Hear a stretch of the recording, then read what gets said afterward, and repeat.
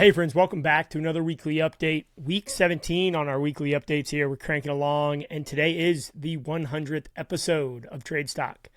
Super excited to reach that milestone, and today I just want to reflect a little bit on some of the lessons I've learned over the course of 100 episodes. I've interviewed around 80 people now, and it's been a pretty awesome journey, focusing so intensely on the trades and specifically on the landscape industry. I want to start by shouting out my co-founder and co-host, Maggie Wymore, who started the podcast with me and has since gone on to chase her dreams in the Service Titan journey that she's on, and she's doing incredible things. I just saw her at Ignite last week in Anaheim, and that was great to see her and catch up with the whole Aspire and Service Titan team. But, you know, Maggie and I started this podcast when we were at a conference. We were at dinner, and we both were talking about how we wanted to start a podcast, and we just said, look, let's just start recording. And we had no idea how hard or easy it would be. And frankly, it was kind of easy to get going. You know, with Google and ChatGPT, you just kind of type everything in and it gives you a pretty good playbook. This is about 2 years ago. And you just follow the playbook. You just do the things. You log in online and open up an account at this thing, and that publishes it to Spotify and Apple and YouTube. And really, that was kind of the easy part. The first 5-10 guests, the easy part, right? We just were in our little network of people we knew. And then it got to be a little harder. It became harder to get guests on and harder to allocate the time to record podcasts. And it was because I think you go from this really excited beginning of starting this new journey, and right in that 3-month mark, it starts to kind of become a little more of a grind. Well, that's when we doubled down and we decided we wanted to make this a legit show. We wanted to get legit guests on, and we wanted to build out some studios that we could record high quality content. And while it's not always been perfect, we did our absolute best to bring you guys great guests and to really bring exciting discussions that were happening at trade shows, that were happening at conferences, that were happening behind closed doors, and bring those conversations into the public square of podcasting. So much in the landscape industry has changed in the last 2.5 years since we started this podcast. And so much continues to change. The M&A world is explosive. It's so exciting. The robotics and automation is making so much progress. New businesses are starting. Existing businesses are growing and scaling rapidly. It's really exciting. It's a great time to be in the trades. It's a great time to be hosting a podcast where we have a platform to share. I've got some exciting guests coming up. I'm literally booked out through, I think, like the first week of December in terms of guests, which is going to get us through the end of the year of recordings, which, we're dropping every single week. And big shout out to Drew Etling on that. He's handling all my bookings. He's my executive assistant, and he does so much behind the scenes that make everything possible at what we do with the disruptors and the podcast and all of our events we host. So, I've got to give credit to all the people who have helped me get here and who have helped this podcast become what it is. Going forward, I'm going to continue to deliver raw, just like the most raw information, experience share, and lessons from those who have been in the trenches, those who are in the trenches, and those who are going through the same challenges and are presented with the same opportunities as hopefully everyone listening. Software is obviously making a huge push into our industry, and that's an area that we think should continue to be explored at a deep level. There's a lot going on there, and I'm excited for it. So I want to come back and look over the last 100 episodes, some of the lessons I've learned, some of the trade secrets that were shared, and I'm going to shout some people out and share some of their trade secrets here. So I'm going to start with Ellen Rohr. Ellen is an incredible person. She is the founder and one of the owners of Zoom Drain. She's a keynote speaker, motivational speaker. She's also part of the Service Titan team, and she is really, really great with finances. Like that's her thing that she talks about. She helps educate contractors on finances and how to make money. And her trade secret is learn how to make money. It's kind of and I put that first because it's, yeah, of course, right? Like, why would we not want to make money? Why would we not learn how to make money? But so many of us, and I've been guilty of this, are so focused on other areas of our life and our business, which is a good thing, that we forget to spend time learning how to make money. It's a skill, just like anything else.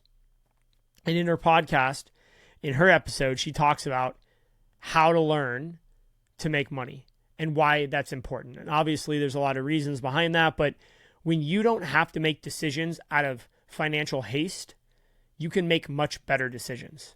And I can tell you that all day long.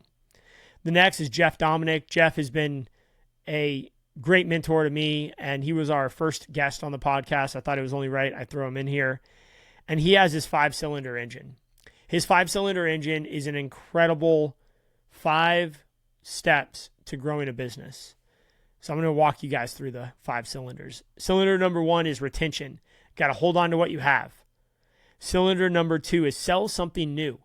Sell something new to the people who are already paying you for your services that you're doing. So, great example of this. Why don't you offer pressure washing as part of your regular maintenance services? Number 3 is earn market share. Increase market share. So in your geographic area you're already in, increase the density of the work that you're already doing. Number 4 is grow your existing business. So the people you already are working for, try to get more of their revenue in potentially other markets. Number 5 is you need to sell big projects. And big projects, this is how Jeff actually, exactly how he says it. He's like, a big project is a difference between a good year and a new boat kind of year. And those big projects help to bring in that float, that cash flow that helps you create a foundation to grow from. So those are the 5-cylinder, that's the 5-cylinder engine that Jeff shared. Next, I'm going to shout out Matt Budnick. Matt has been a green industry landscape professional for a long time. He's now part of the Aspire team. And his trade secret at the time we interviewed him was decentralized decision-making. So important as a growing company. Something that, as of late, I've struggled with. When you're growing a team and you're building out new systems and going after new markets, it's really easy to make all the decisions. And you may even feel good. You're like, I made this decision and that decision. The team feels good because they come to me. Boom, I make a decision. And while it feels good at the time, the truth is you're not creating a sustainable team and a sustainable system.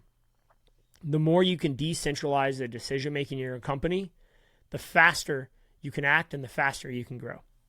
The more happy and less stressed you're going to be. Greg Herring. Greg Herring's great. He talks about life margin. He talks about gross profit and net profit. Obviously, if you guys know Greg, he's a financial guy. One of the things he talks about is revenue per employee. And I think this is such a key indicator that so many people forget about. What is your revenue per employee on your company? What is it for maintenance? What is it for construction? What is it for service? For your different verticals, depending on what trade you're in, what is your revenue per employee? Very, very important metric. Paul Varissis of Delta Landscaping. Paul, great podcast. Love talking to him. He says, hire the right people to grow. Do not grow to then hire the right people. And I'll add some context. He says, when he was growing from 2 to 5 million, he thought, once I get big enough, I can go and afford the right people.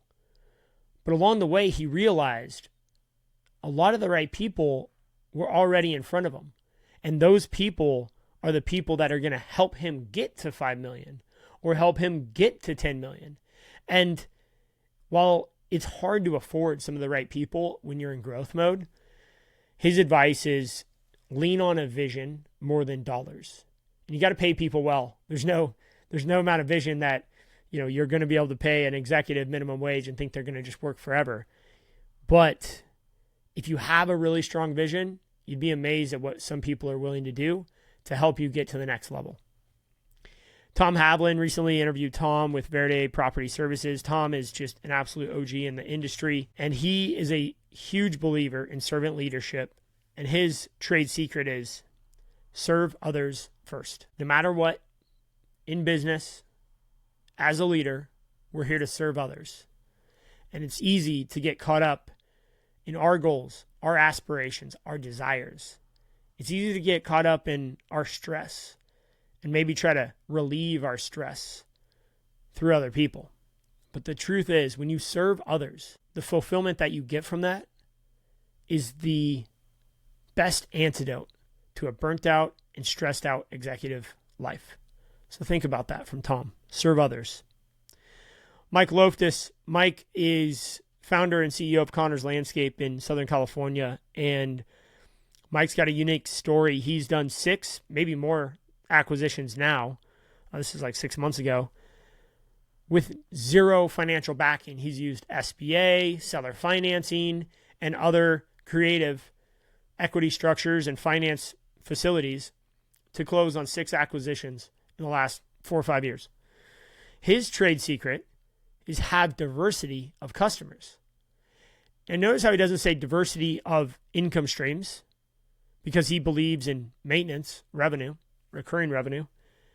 But he really likes the idea of a diversity of customers. So have some government work, have some HOA work, have some Class A commercial, have some apartment buildings, right? So don't think that you only have to be a Class A commercial company, because what happens when Class A commercial has a recession? What happens when HOAs have an issue? What happens when governments shut down? And we've seen this in the last 5 years with COVID. We've seen some of these issues that no one thought would happen with Class A commercial becoming one of the least profitable sectors in our landscape industry and trades industry in general. So I really like that trade secret from Mike. All right, a few more guys. Hang in there. Tiffany Peters. Tiffany, president of North by Northwest in Austin, Texas. Great leader in our industry. She says, ask questions. It's that simple. You don't have to solve everybody's problem as a leader. You don't have to figure out every problem and create a solution. Sometimes it's as simple as asking questions to your team. Next is Cole Weller. Cole and his brother run an amazing company, design build. They've got some maintenance. They're pretty diverse. And his trade secret, well, we were kind of talking about it at the end of the episode when we were recording. I was just listening to it back, preparing for this episode. And he said, what's more important to a sales rep? What's more important? An existing client calling with a problem or a new client calling with an opportunity? I think an untrained sales team and sales rep is going to focus on the new opportunity. Maybe push down the existing client complaint or try to delegate it. The truth is, the biggest opportunities in our business are hidden in the issues of our existing clients. That is where we will find clients for life. That is where you will find more referrals than you know what to do with. That is where you will have repeat business from people who will work with you and for you for a lifetime. So the next time you have an existing client with an issue, make sure you take care of that immediately. Eli Zevin, GM of Aspire, recently interviewed him for the podcast. And his thing was pretty, my big takeaway from his show was pretty good. When onboarding any type of technology, pick the core things that technology is supposed to do, or the core issues that it's going to fix, the 3, 4, 5 issues. So let's say for like an Aspire, for an example, job costing. Well, integrate, onboard, and master job costing before you try to onboard inventory management in a system where you're not doing any inventory management. So when you can bring on the core principles and the core solutions of a software and do those really, really well, you'll find that everything else becomes easier. In contrast to that, what we see a lot of times, people bring on new technology only to find that they're using 10 or 20% of the entire suite and none of it very well. So use the 4 or 5 things it does really well to the best of your ability, 80, 90% utilization rate, and then start to use the other things that are kind of nice to haves after that. I thought that was great insight from Eli. So kind of building on this, guys, this podcast, this journey has been super fun. And it's taught me a lot of lessons about how to run a company. But more than anything, it's taught me how to be a leader. It's taught me how to show up. And when I think about these trade secrets, and I looked back at about 40 trade secrets this morning to identify some context that I could share with you guys in today's 100th episode. And what I realized is there is so much incredible knowledge in our industry. There's so many smart, amazing people in the trades industry. The more we can listen, the better off we are going to be. But one thing that I continuously see show up in these trade secrets is really this idea of serving others and being the leader who listens, being the leader who puts their team first, being the leader who sets their team up for success, being the leader who respects their existing clients more than the new opportunity. It's not easy to do.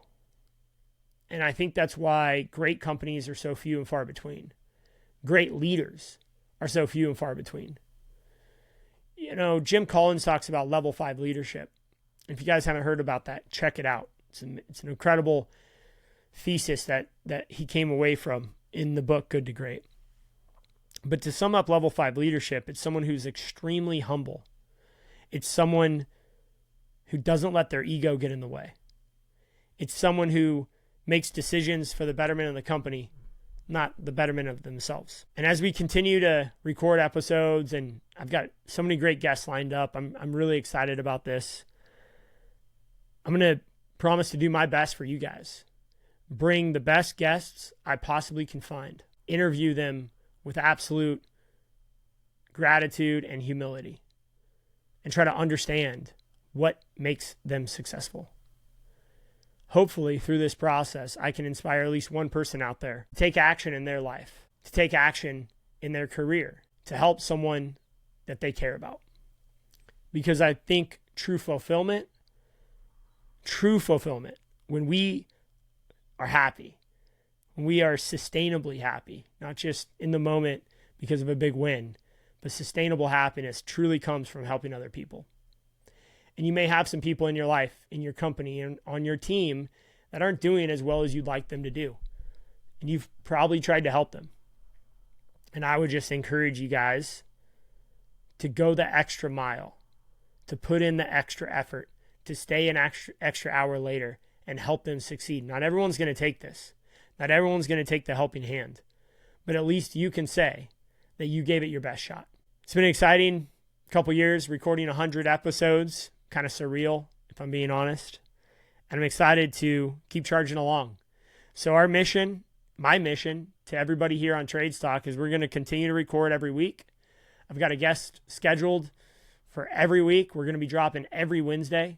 And every Friday, I'm going to be coming on doing the weekly update, keeping you guys updated on our mission of growing K&D landscaping from $20 million to $1 billion in revenue over the next 10 years.